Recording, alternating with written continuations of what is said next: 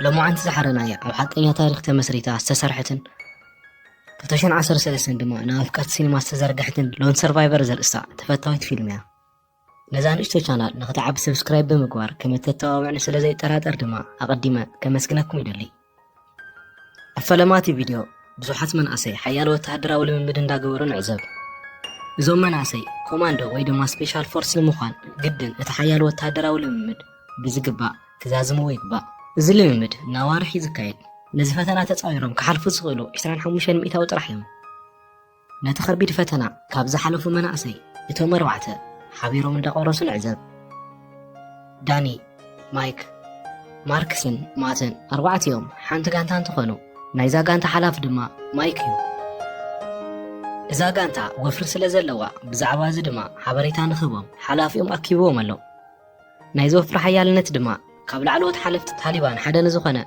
أحمد شان نستبغى لسب نغنصاليو أحمد شان مالت بزوحات ناي قبرر عدة تقوارات زفت سمه بأمريكا أزيو تدر يولك أسبيو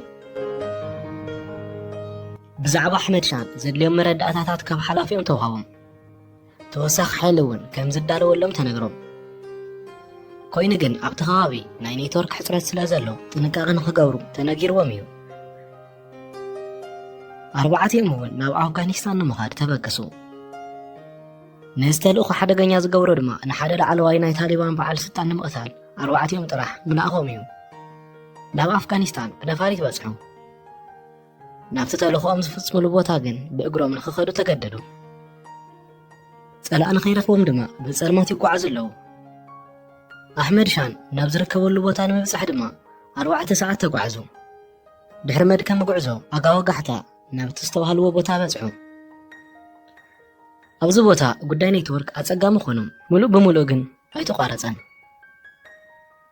كارتو من دارايو قعزوهم كتسلو أبتزدلي وبوتا مسبصحو نتان إشتو قشات بروحو كعزبوا خالو نتقند علام أمسخان أحمد شانون رأيو كوينجن بزعب أحمد شان حدكي كحوريتا 5 متردو نسوون بزحو تعدرات أحمد شانيو أحمد شان بوحدات عطقات كم زعجب تنقير ومنيرو حجزري ومزلو عطقات جن بزحهم كابت زقمتون لعليو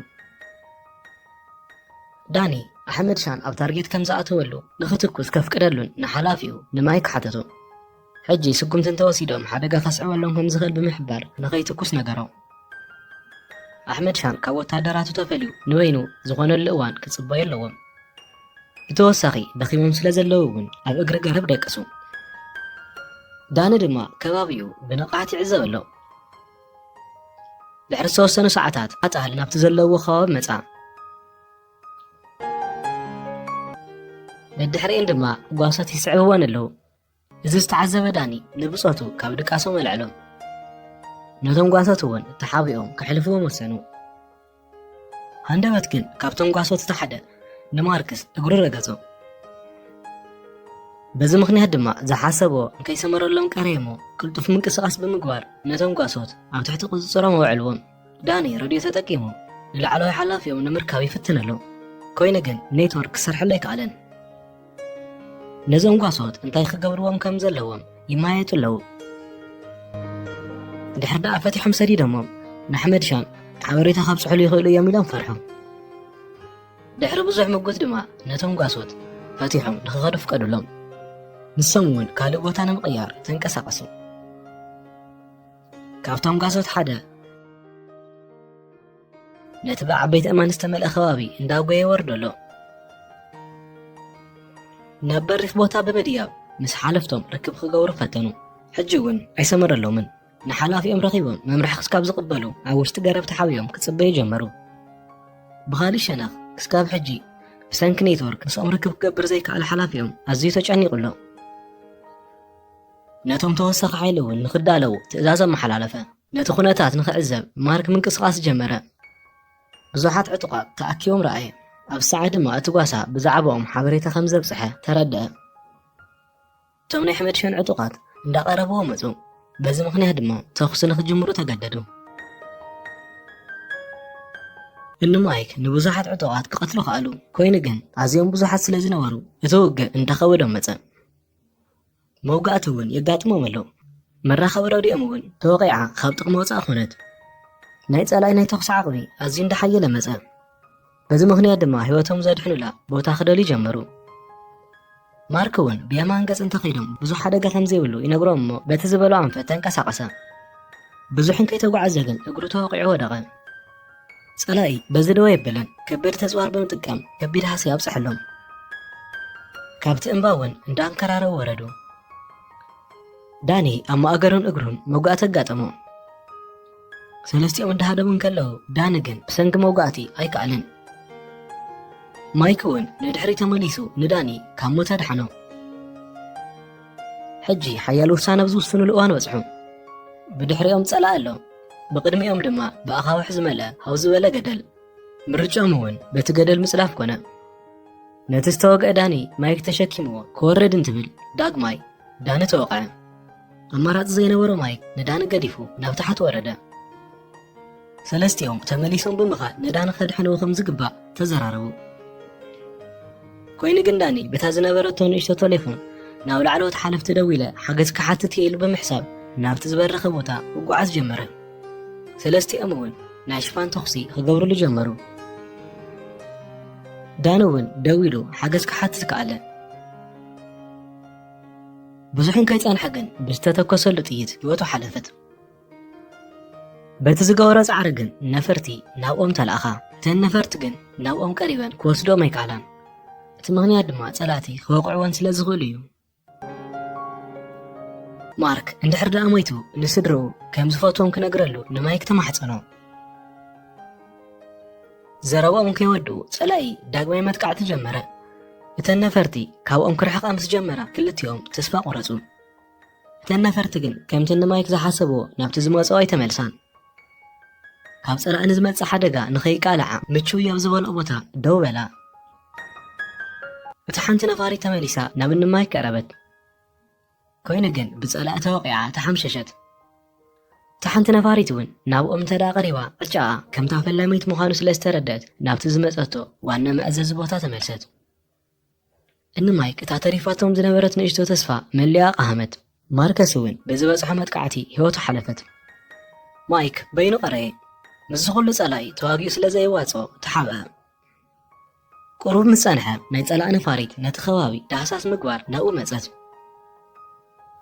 ቁሩብ ዳህሳስ ምስ ገበረት ኣሰር ንማይክ ትስእን እሞ ሞይቶም እዮም ኢሎም ስለ ዝደምደሙ ነቲ ተኹስን ዳህሳስን ደው ኣበልዎ።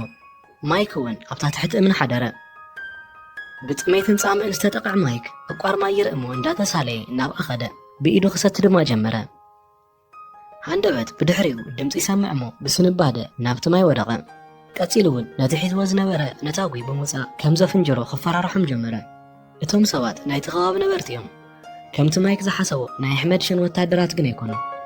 ጉላብ ዝተባሃለ ሰብኣይ ንኽሕግዞ ብምሕሳብ ኢዱ ዘርግሕሉ። ኣማራፂ ዘይነበሮ ማይክ እውን ናይ ጉላብ ኢድ ብምሓዝ ካብቲ ማይ ወፀ። ኣዝዩ ተጎዲኡ ስለ ዝነበረ ድማ ደጋጊፎም ናብ ገዝኦም ሒዞም ኸዱ። እዚ ዝረኣይ ኣባል ስድራ ንጉላብ ዝኾነ ሰብኣይ ነቲ ተግባሮም ተቃወሞ።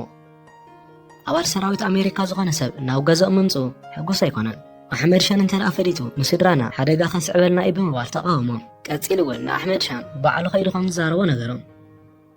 እዚ ዝሓረቐ ጉላብ ናብ ሓው ብምቕራብ እቲ ዝሓሰቦ ነገር ደው ንኸብሎ ብሕርቃን ክዛረቡ ጀመረ። እቲ ዓብዓብ ዘፍርሖ ማይክ ዳግማይ ነቲ ነታጉ ብምውፃእ ከም ዘፍንጅሮ ክፍክር ጀመረ።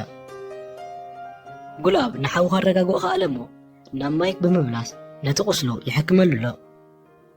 ጉላብ ንምንታይ ይሕግዞ ከም ዘሎ ማይክ ክረድኦ ኣይከኣለን። ቀፂሉ ማይክ ንጉላብ ኩሉ ነገር ይነግሮ እሞ ኣብ ዝተወሰነ ኪሎ ሜትራት ርሕቐት ወታደራት ኣሜሪካ ስለ ዝርከቡ ደብዳቤ ንኸብፅሕሉ ለመኖ። ጉላብ ነቲ ደብዳቤ ተቐቢሉ ኣብፅሒሉ ተመልሰ። ናይ ኣሕመድ ወታደራት እንዳተንቀሳቐሱ ከለዉ ንጣብ ደቢሩ እሞ በቲ ንጣብ ናይቲ ደም እንዳተመርሑ ድማ ናብቲ ማይክ ዘለዎ ገዛውቲ በፅሑ። ነቶም ነበርቲ እውን ብሕቶ ከጨንቕዎም ጀመሩ። ቀፂሎም ናብ ናይ ጉላብ ገዛ በፅሑ።